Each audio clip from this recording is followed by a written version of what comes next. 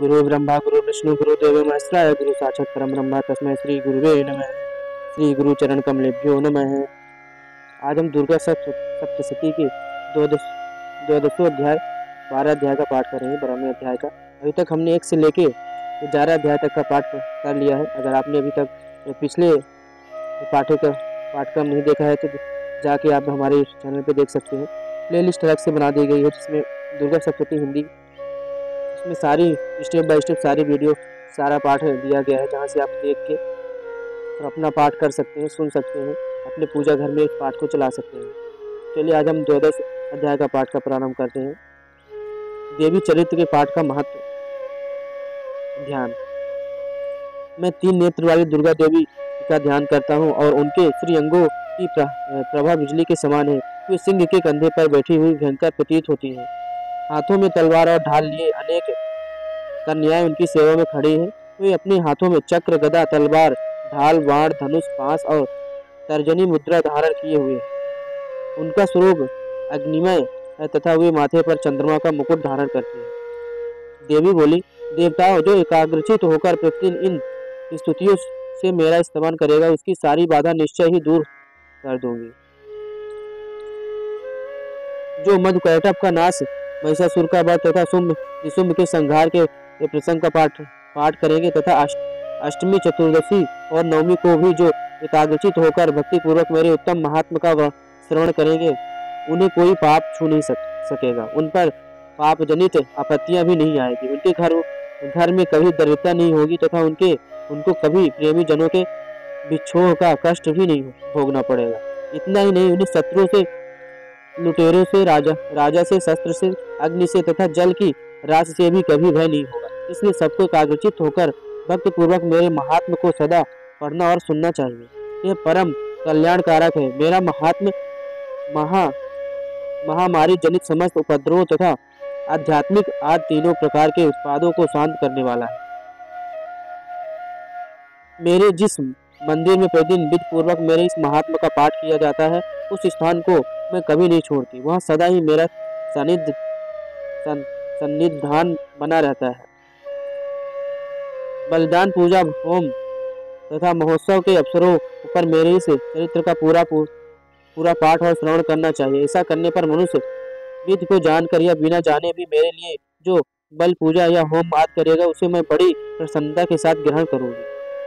शरद काल में जो वार्षिक महापूजन की जाती है उस अवसर पर जो मेरे इस महात्मा को भक्ति पूर्वक सुनेगा वह मनुष्य मेरे प्रसाद से सब बाधाओं से मुक्त तथा धन, धान्य एवं पुत्र से संपन्न होगा। उसमें तनिक भी संदेह नहीं। मेरे इस महात्मा मेरे प्रादुर्भाव की सुंदर कथाएं तथा युद्ध में हुए मेरी पराक्रम सुनने से मनुष्य निर्भय हो जाता है। मेरे महात्मा का श्रवण करने वाले पुरुष के शत्रु नष्ट हो जाते हैं, उन्हें कल्याण की प्राप्ति होती है, उनका कुल आनंदित रहता है, सर्वत्र शांति। कर्म में बुरे स्वप्न दिखाई देने पर तथा ग्रह जनित भयंकर पीड़ा उपस्थित होने पर मेरा महात्मा श्रवण करना चाहिए। इससे सब विघ्न तथा भयंकर ग्रह पीड़ाएं शांत हो जाती हैं और मनुष्य द्वारा देखा हुआ स्वप्न शुभ स्वप्न में परिवर्तित हो जाता है। बाल ग्रहों से आक्रांत हुए बालकों के लिए यह महात्मा शांति कारक है तथा मनुष्य के संगठन में फूट होने पर यह अच्छी प्रकार मित्रता करने वाला होता है। यह महात्मा समस्त दुराचारियों के बल का नाश करने वाला है। इसके पाठ मात्र से राक्षसों, भूतों और पिशाचों का नाश हो जाता है। मेरा यह सब महात्मा मेरे समीप की प्राप्ति करने वाला है। पशु पुष्प, अर्घ, धूप, दीप, गंध आदि उत्तम सामग्रियों द्वारा पूजन करने से,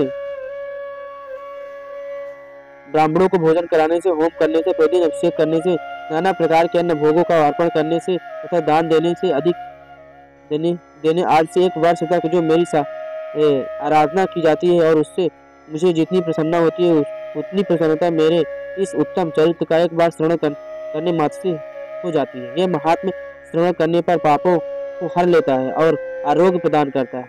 मेरे प्रादुर्भाव कीर्तन समस्त भूतों से रक्षा करता है तथा मेरा युद्ध विषयक चरित्र दुष्ट दैत्यों का संहार करने वाला है। इसके श्रवण करने पर मनुष्यों को शत्रु का भय नहीं रहता। देवताओं, तुमने और ब्रह्म ऋषियों ने जो स्तुतियां की हैं तथा ब्रह्मा जी ने जो स्तुतियाँ की हैं, वे सभी कल्याणमयी बुद्धि प्रदान करती हैं। इनमें वन में सूने मार्ग में अथवा दावन नल से घिर जाने पर, निर्जन स्थानों में लुटेरों के दांव में पड़ जाने पर, शत्रुओं से पकड़े जाने पर अथवा जंगल में सिंह, व्याघ्र या जंगली हाथियों के पीछा करने पर, कुपित राजा के आदेश से वध या बंधन के स्थानों में ले जाने पर,